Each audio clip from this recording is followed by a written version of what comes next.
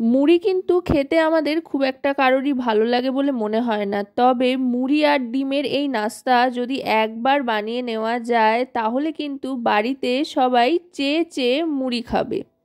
এর জন্য প্রথমেই 1 বাটি মুড়ি জলে ভিজিয়ে নিতে হবে। এর জন্য চাইলে আপনারা বাড়িতে পড়ে থাকা নেতিয়ে যাওয়া মুড়িও নিতে পারেন, কোনো অসুবিধা নেই।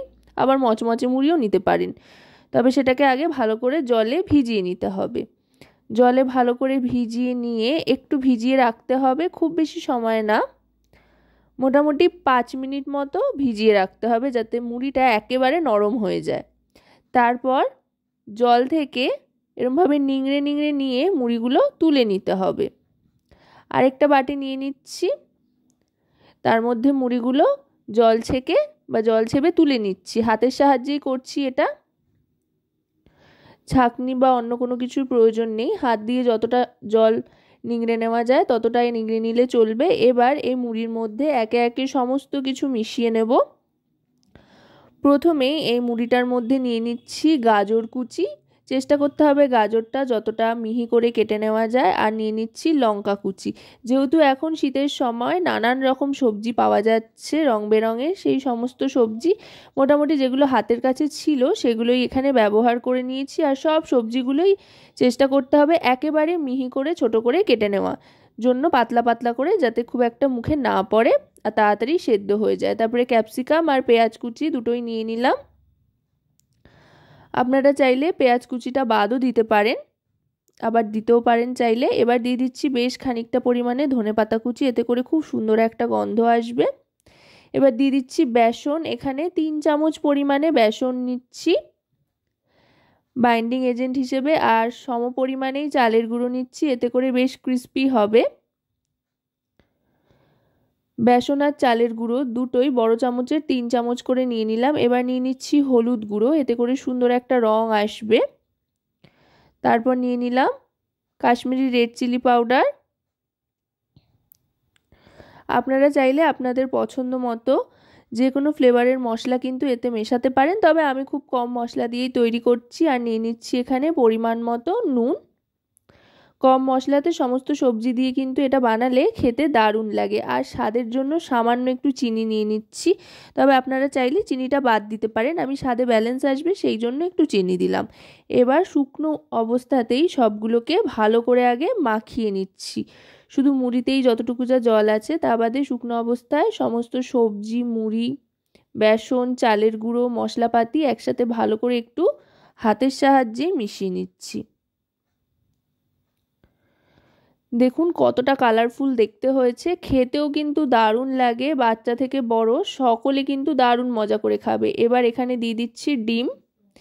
এখানে 1টা থেকে 2টো ডিমই সাধারণত লাগবে 1 বাটি মুড়ির জন্য।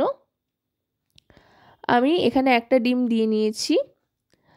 আর এবার হাত দিয়েই মাখছি। মাখতে মাখতে যদি মনে হয় তো আরেকটা ডিম আপনারা ব্যবহার করে নিতে পারেন।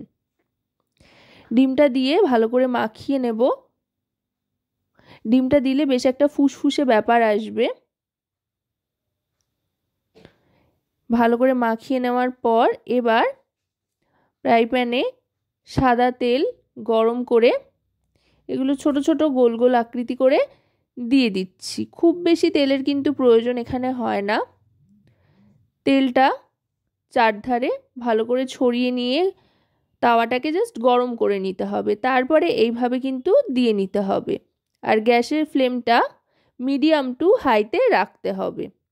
আশা করব রেসিপিটি আপনাদের ভালো লাগবে। ভালো লাগলে অবশ্যই রান্নাবাটি চ্যানেলটিকে সাবস্ক্রাইব করে লাইক, শেয়ার, কমেন্টের মাধ্যমে আমাদের পাশে থাকবেন। আর পাশে থাকা বেল আইকনটি অন করে দেবেন সবার আগে সমস্ত রকম নতুন রান্নার নোটিফিকেশান পাওয়ার জন্য, কারণ আপনাদের নিয়ে আপনাদের জন্যই কিন্তু আমাদের চ্যানেল রান্নাবাটি। তাই আপনাদের প্রত্যেকটা লাইক, শেয়ার, কমেন্ট, সাবস্ক্রাইব কিন্তু আমাদের অনেক অনেক উৎসাহিত করে নতুন নতুন ভিডিও তৈরির জন্য। একসাথে আমি 3টে দিয়ে দিলাম, যেহেতু ছোট ছোট করে বানাচ্ছি। এইভাবে 3টে দিয়ে এবার একটু অপেক্ষা করতে হবে এক পিঠটা একটু শক্ত হয়ে আসা পর্যন্ত। দেখতে যতটা কালারফুল খেতেও কিন্তু ততটাই সুন্দর হয়। দেখুন একটা দিক কিন্তু শক্ত হয়ে এসছে, সেটা বোঝাই যাচ্ছে। ওপরের দিকটাও অনেকটা শুকিয়ে গিয়েছে। এবার আস্তে আস্তে উল্টে দিচ্ছি। দেখুন এই দিকটা কিন্তু খুব সুন্দরভাবে হয়ে গিয়েছে। দু পিঠটাই একেবারে সমানভাবে ভেজে নিতে হবে। যেহেতু চালের গুঁড়ো দিয়েছি আর মুড়ি আছে, এটা কিন্তু খেতে খুব ক্রিস্পি হয়। গরম গরম তো খেতে দুর্দান্ত লাগে, কোনো কিছুর প্রয়োজনই হয় না, শুধুই কিন্তু চটপট খাওয়া হয়ে যায়। এভাবে প্রত্যেকটা উল্টে পাল্টে ভেজে নেব। দেখুন দেখতে কতটা লোভনীয় হয়েছে, খেতেও কিন্তু দারুণ লাগে। চাইলে কিন্তু আপনারা এগুলো বাচ্চাদের টিফিনেও বানিয়ে দিতে পারেন, খুবই মুখরোচক হবে আর বেশ স্বাস্থ্যকরও বটে, খুব একটা বেশি তেলও লাগে না এতে। দেখুন কথায় কথায় কিন্তু দুটো দিকই ভাজা হয়ে গিয়েছে, বেশ একটা লালচে ব্যাপার কিন্তু চলে এসছে। দুটো দিকই বেশ লাল লাল হয়ে গিয়েছে আর শক্ত হয়ে গিয়েছে, বাইরে থেকে ভেতরে পুরোটাই কুকড হয়ে গিয়েছে বোঝা যাচ্ছে। এবার এক এক করে তুলে নিচ্ছি। তুলে নিয়ে এবার সার্ভ করে দিচ্ছি টমেটো কেচাপের সাথে। আপনাদের রেসিপিটা কেমন লাগলো সেটা কিন্তু অবশ্যই জানাবেন। চলুন এবার একটা ভেঙে দেখাই। দেখুন ভেতর থেকেও কতটা লোভনীয় হয়েছে, একেবারে কিন্তু তৈরি হয়ে গিয়েছে ভেতর থেকেও, কোনো কাঁচা ব্যাপার নেই। তো আজকের এই রেসিপিটি কেমন লাগলো অবশ্যই ট্রাই করে জানাবেন।